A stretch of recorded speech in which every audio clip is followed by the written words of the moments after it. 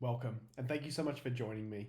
My name is Tim, I come from the CluedIn team, and today we're going to talk about a topic we are often involved in here at CluedIn, which is what will agents help automate when it comes to data stewardship work? And this is a very relevant and fair question to ask, because really a lot about what MDM is about bringing in a human capability into the data supply chain, in that we've all met these individuals. We call them subject matter experts.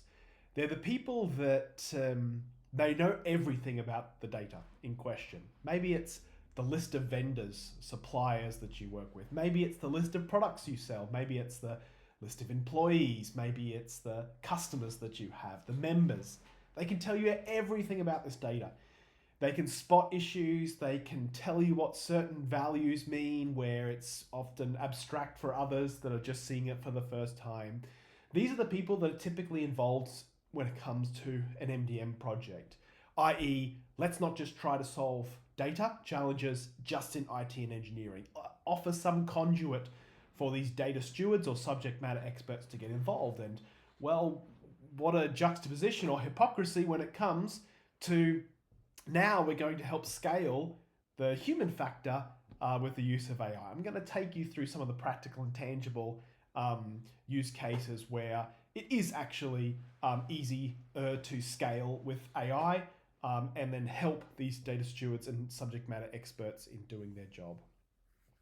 So a lot of this is just around scale of intelligence, in that we often don't have 10, 15, 20 people from the business that are just on call waiting to get a task about fixing a possible duplicate record or filling in missing values or things like this. So in an age of agents, it's really about how do we kind of scale the challenge and actually do give people 10, 15, 20 or more agentic workloads that are just proactively waiting to be able to get this data in a shape that's ready for insights. So let's dive in and take a look.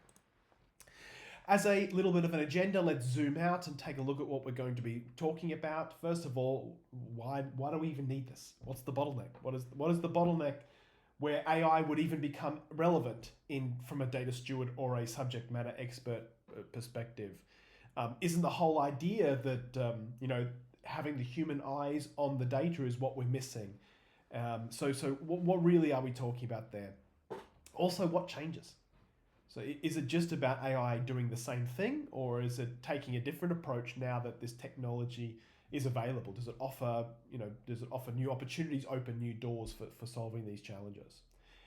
Also, from a governance perspective, I think one of the things that we love about MDM systems is that we can have someone stamp their approval. I've looked at that data. I approve using it. I think it's great. I certify it. It's not a perfect certification, but you can imagine it helps if we've got someone in the business that's responsible for this data that says, please start using this data. It's great. I agree with everything inside of it. And then let's talk about a little bit of the proof after this as well. So when and why does manual data stewardship stop scaling? Let's start with the plethora of data quality issues that are out there in all of our enterprises. I think we can all attest to the fact that we have gone through many eras of this challenge. Data silos, call it what you will.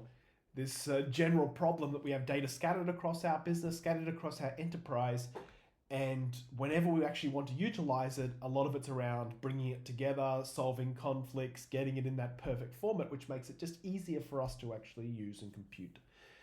And so there's obviously the size and the amount of the problem, the technical data debt that's building up year after year that we don't crack this problem. But then also when you kind of think about working with data, getting it ready for insight, we go through these common steps. We need to, what's the issue? What do we need to build? Okay, what do we need to bring together? What source systems? Okay, how do we standardize this? What do I need to do? Well, there are these common steps every single time we have to rinse and repeat. And definitely data integration, tooling, definitely things like the data lake, things like data warehousing, those projects, if you've run those, they help because hopefully you've built a lot of these reusable elements that require you not to do these steps every single time. This is just one of the reasons why the challenge is hard to scale. So if we take a look at the kind of changes as well, if we take a look at the kind of day-to-day of a subject matter expert, it's answering things like, is this customer actually a duplicate record or not? And if we were to actually merge them together, which values are correct? Are both? Are none? Are all of them correct? And you can imagine this is often where we lose the time. Anything that's rule-based, hopefully we can automate, but it's kind of this classic case where for 60% of the cases, we get speed, we get automation. And then 40% of the cases, the exceptions to the rule, is where we just lose all of the time. Where even an investigation into one record might take 2 or 3 days and involve 15 different parties just to get an answer. This is where we lose the time. This is where we want the automation and the AI to help us scale. Obviously, as you're making these decisions, that end user needs to understand, right, can I trust each record? Where did they come from? Which one's the latest? Who updated this one versus the other? So you've got lineage, you've got attribution involved in there. Why are we proposing this as the same company? What happens if I merge these together? What's the impact analysis? What downstream systems could break? What downstream analytics and reports have we already got reporting against one customer versus the other? If I bring them together, does that break things? These are very obvious but fair questions to be able to ask that kind of all comes down to often manual stewardship processes. So these are some of the things you'd be looking for in what AI can help us with. So in what ways are agents, in a way, helping scale this? Where's the work that they can do? Where can they take over from us and then scale this challenge? Well, obviously there's many things in an MDM system you're looking for. So those are the first obvious places to start. Things like, okay, so I've got duplicate records and I think they should be the same, but I've got to do my investigation, I've got to do my analysis, I've got to check all the values, I've got to check all the rules, maybe check all the history, check all the lineage and this seems like a lot of work. Obviously things like classification, things like, is this a sensitive record? Is this an important record? Does this have any data quality issues on it that I'm going to stamp and classify with? Am I missing any values that could be enriched from online sources? These are the common cases that we're going to be looking for agentic natures and workflows to be able to take over. However, these cases will always have exceptions to the rule. And this is why CluedIn ships out of the box with very common templates for AI agents that you can just switch on and point at your data and you'll get some good value. But then the ability to create your own brand new agents with a nice canvas to be able to instill exactly what you're after, whether it's something very niche or something very broad, is also capabilities you'll be wanting to look for to scale the manual data strip challenge as well. If we take a look at the governance layer, and this is about being able to use AI against your production data in production at production scale, and then sleep at night knowing you're in full control. That is the challenge with AI. And of course, there are many keywords that are associated with this challenge. Governance is one of them, but of course, scaffolding, harnesses, other cases of guardrails could be another one that you've probably heard. And so at this level, how are we at CluedIn thinking about? Well, first of all, there is the kind of observation part. That is, these agents run in a read-only manner. They can analyze, they can aggregate, they can check things, but they can't actually do any kind of update, delete, addition, or create type of action, which you will want them to eventually do. And that's really where the recommendation path comes in. We call them soft actions at CluedIn. It's about building up a catalog of, I would create this rule, I would create this matching project, I would enrich these records via these services. These are deterministic things. So you essentially could argue the governance layer of CluedIn with its agents, what it's doing is turning the stochastic or the kind of model-driven input into something very deterministic. something that will run the same every time, that will do the same thing every time, whether we're looking at it or we're asleep, right? That's what most of enterprise kind of is looking for, and that's what we're bringing to the market with the CluedIn AI agents. Obviously, everything that these agents do in a stewarding task are done through a workflow process, and that's about being able to kind of scale that process as well. You do not want to be bombarded with, here's a million things the agent has gone and found. Please go through every million and meticulously look through if you want to approve it or reject. This also won't scale. So this is one of the challenges that CluedIn helps with, is being able to basically make that process much more scalable, to make decisions in bulk, but then also offer the ability to easily roll back 6 months after the time or 6 months after the case that you realize you've done something wrong, to be able to roll that back without having to do all of this work. And this is some of the kind of foundational elements that make CluedIn a really good fit for this challenge. Always human in the loop. That's the final kind of governance layer, that guarantee of agents cannot do anything by themselves. Now, if you're using AI for things like coding, you might have noticed, or maybe your team is doing that, you might have noticed that a lot of it's around giving your agents agency to delete files and to create files, and obviously this is where things can often go wrong.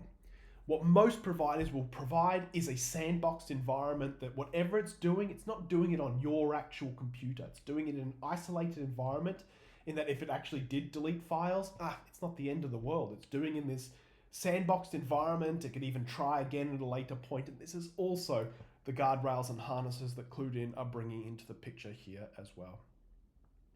So it is an understatement that the type of approach to implementing, the operating model of implementing MDM today, or is what we call it, Agentic Data Management, has changed.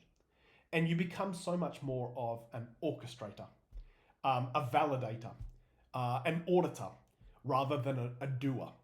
So instead of building rules, building matching projects, building enrichment services, what you're doing is letting the agents do the analysis, build up the plan, and then agreeing or tweaking the plan and orchestrating the work. That agent can then interact with different people on different channels like Teams or Slack, things like ServiceNow or Jira tickets, and act like a virtual employee. This is the same things I would expect from my team. I want to put tickets in, I want them logged, I want them audited, I want that audit trail. And this is the real difference between using an agentic data management system instead of doing these things just directly in platforms like ChatGPT or Claude, etc. Good agentic data management platforms will bring in all of the critical capabilities around versioning, audit lineage, attribution that we know you'll need in order to be able to scale this and mature this for production workloads. So explainability is one of those quirky ones when it comes to data, in that often the case we need to deep dive and audit decisions that have been made by an agent, and we need to really understand the whys of why did we do it. Why did we merge these records? Was there an ID? Was there a fuzzy rule? Did it use its intelligence to do it? Who was the one that actually approved this in the end? And a lot around the explainability is about bringing the deterministic explainability to what is typically the kind of probabilistic or heuristic or stochastic nature of what comes back from a large language model itself. And so this is really that harness that I talk around, the guardrails. So when we're talking about scaling data steward manual tasks, a lot of it is about how do we provide a framework that almost is the perfect employee, the perfect subject matter expert, the perfect data steward. He or she always double checks their work. They always ask for approval. They always audit everything. They always explain everything. They always have good reasoning behind why they did an action. That's what these agentic frameworks bring. So let's talk through a couple of cases. Let's talk through Komatsu. Komatsu is in the manufacturing industry. They make big trucks, they make big rigs. So they've got a lot of different parts to what they're working with. They were able to scale their manual data steward tasks up to around 10 million records that they're processing per day through their different environments.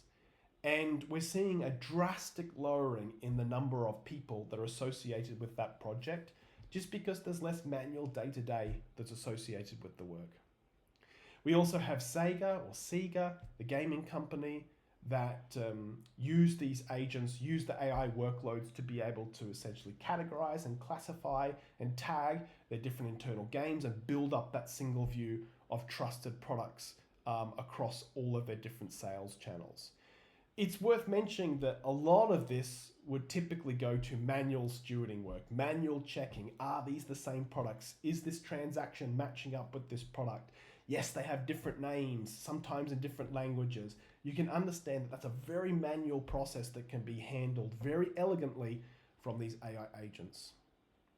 So let's talk a little bit about how to get started. As we always say in our webinar series, that the kind of AI era has not changed the way that we start projects. It's made it more accessible to take this approach to it, but always start with one small problem, a use case that will actually prove some value. Start in a corner, start with a business domain that can actually yield some value, measure it, baseline it. This is where the agents can help. This is why their planning capabilities are really important. They can do the analysis to say, here's what I'm working with, here are the problems, here are the data quality scores, here's what I want to do with the data to be able to actually get the quality scores up to X, Y, Z. Then we observe, we watch the agents, we tweak them, we mold them, we iterate on them to get them better and better. The recommendations are essentially what comes back from the agents, not the work. Not the work itself, it's the recommendations. It's the, here's the rule that you should build. Here is the matching project that you should build. I've already run it. Here are the results. Here are the things that I think we should merge. But it's about fast tracking the manual data work and scaling these end users to be absolute super users, 10xers in their output. Measurement, this is built into the agents with deterministic mechanisms around data quality metrics, number of records that have been approved versus rejected, and this helps with this eventual loop that we're going to build with these agents as well. After you've solved one use case, expand and move on to other business use cases as well. So how at CluedIn are we helping with this challenge? Well, number one, we're all aware of agents need context. And why? Well, we're exactly the same. Imagine me starting at a new job. My job is to clean customer data. I want context. I want to know who are our list of customers, how we clean things, what does all these columns mean? I want to know, are there any internal IP business things that are in this data that I should be aware of? Maybe there's some columns with acronyms in it, or one characters, alphabet characters that mean something that's not intuitive for anyone. This is context, right? All this is not only about building trust with the end user, but preparing you for an agent world where agents can reliably work with other agents, and it's not just about passing data around or running functions. It's about agents helping another agent do a better job. You can understand if the agents from CluedIn can not only provide the single list of customer, but can say, here are the quality metrics, here are the people involved in the process, here's how many times it's been certified, here's where its systems it came from, here's what's not been done on it, here's how many matches we've got that haven't been approved by an end user. It's going to help that other agent get context to do its work as well. The other thing is the agents are doing the scale. So for example, you could probably imagine AI models of today and very much of 2-3 years ago were already capable of being able to understand what type of validation should I be putting on these columns. What does a good phone number look like? What does a good email address?